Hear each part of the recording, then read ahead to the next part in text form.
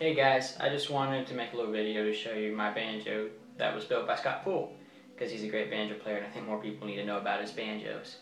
But yeah, Scott builds banjos at his music store in Mountain View, Arkansas, and they're really great. This one has got a Tony Pass rim, but he makes his own rims and tone rings now, and they are fantastic. My goodness gracious. But anyway, this one's got the Tony Pass Lost Timber rim. It's got a mahogany neck, rosewood fingerboard, and rosewood overlay on the peg head. And this banjo was a graduation present to me when I graduated high school from my parents. And Scott did the inlay as a graduation present. And it turned out really pretty. I'm really happy with it. This one's got the Adrory tuners, and they're just fantastic. Hold tune really well. They don't. The screws don't come loose very often. Elite amber head on it, which is great. This one, it came with a bridge that was just like, it was just a regular straight banjo bridge, and I ordered a one of those compensated spillway bridges. I don't know if you can see that. Yeah, with the holes in it, and it's curved, from Jason Romero. And I really like this bridge. Makes it sound really plunky, and I've got it set up with the head as light as I can make it. Yeah, because I like really deep sounds. I like really mellow banjo tone. It's got the cool little S-shaped, or whatever you want to call it, scoop, and that's really neat. And yeah, banjo sounds really good. Stays in tune really well. It's got a piece of carbon fiber in the neck, so there's not a truss rod plate. I mean, I've got that piece of cloth there, or foam, but there's still not a truss rod plate under there. But anyway, a piece of carbon fiber in the neck to keep it stiff and straight, so the neck doesn't bend when it gets humid or when I play it a lot, or when I put like heavier strings on it. Nothing happens to it, it just stays straight, and that's great. And I don't know what kind of frets he uses, or if I just don't play very hard, or what the deal is, but I've had these frets on for, I got this banjo 2 years ago, and I played it a ton. I played it a ton in the past couple years, and I mean, it's probably time for a dress, but it's definitely time for a fret dress, but they're still there, and so that's really cool. And I just love this banjo. The tone and playability is crazy. The action isn't the lowest action in the world, but it's still really easy to play, and it's always been like that. Even with the other bridge I had on it was taller, and the one Scott put on it, and it was still really easy to play. And so I'll probably put a shorter bridge on it at some point, but it still plays really great. And I don't know, I might not, because I think that might have something to do with the tone. I'm not totally sure. But anyway, it's got this little padding in here to keep those strings from ringing. And that's cool. His son, Lucas, actually makes a little thing, like a suppressor or whatever it's called, out of wood, and something else, I'm pretty sure.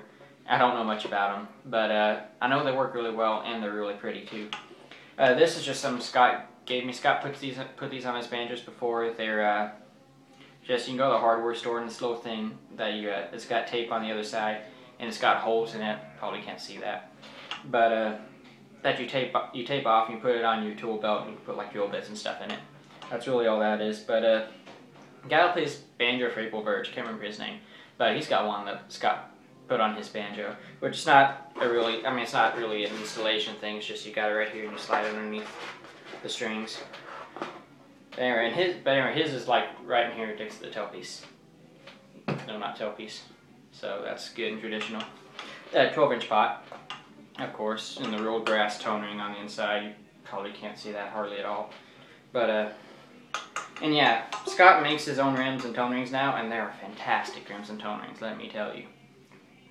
But still, nonetheless, I love this banjo.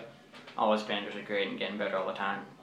By far the best banjo maker, or the best banjos I've ever played, best banjo maker I know. I don't know a lot of banjo makers, but I know that Scott and Lucas both make really great banjos. Lucas is his son, Lucas Poole. You probably heard of him. He makes really great banjos too. He makes them out of Boston.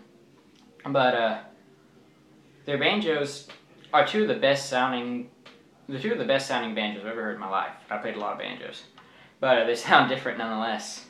Lucas's sound more kind of crisp, and like the notes are little bit more defined and separated sounding. And so that's cool. It sounds really good and really like plunky. And Scott's banjo sound really plunky too. It's a little bit more legato, which is like, I mean, it's just two different sounds. One's not bad and one's not, you know, neither of them's bad. Neither of them's better than the other. It's just two different sounds. Like, you know, you got Martin's got one sound, Gibson's got one sound when it comes to guitars. So that kind of thing. But anyway, I'm going to shut up now and I'm going to play banjo for you and let you hear how it sounds.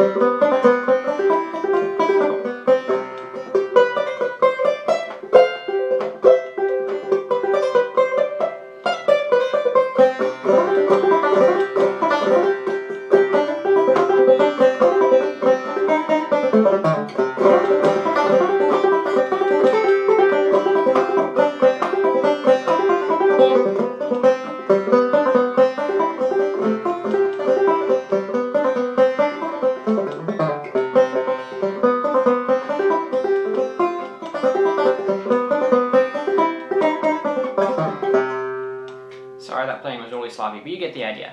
So yeah, Scott can make bridges too, and he can make bridges like this one too. They're really great. But yeah, bone nut, of course. I don't think there's anything else. I think I said everything. It's got a 3-piece neck. Can't really see that. And a cool little heel cap. Got like ebony in the middle. Mahogany, then rosewood, ebony, rosewood. Anyway, yeah. My Scott Pool banjo. I'm totally proud of this banjo. It's the best banjo I've ever played. Best banjo I've ever heard, and I'm just really happy with it. So you guys ought to check Scott out. Scott Pool Banjos of Mount View, Arkansas.